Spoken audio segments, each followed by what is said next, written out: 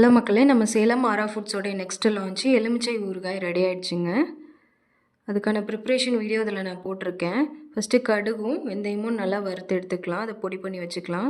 இதில் நம்ம சேலம் ஆரா ஃபுட்ஸ் மசாலா மிளகாய்த்தூள் நம்ம ஆட் பண்ணி தாங்க பண்ண போகிறோம்.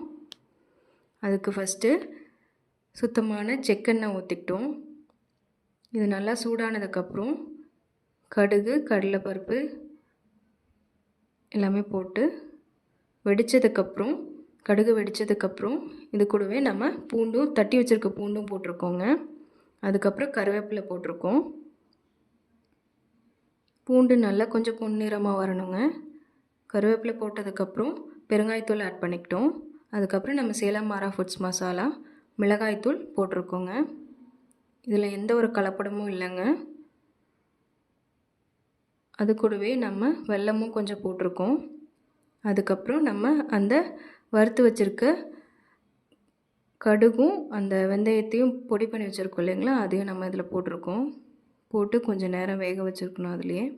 அதுக்கப்புறம் இந்த எலுமிச்சையை பார்த்திங்கன்னா நம்ம 1 வீக் நல்லா வாஷ் பண்ணி கட் பண்ணி அதில் உப்பு சேர்த்து நல்லா 1 வீக் ஊற வச்சுருக்கோங்க. அதுதான் இதில் போட்டிருக்கோம்.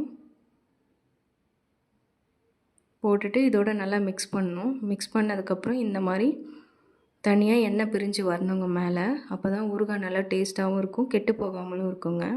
உங்களுக்கும் வேணும்னா கீழே தெரிகிற வாட்ஸ்அப் ரீச் பண்ணி உங்கள் ஆர்டரை ப்ளேஸ்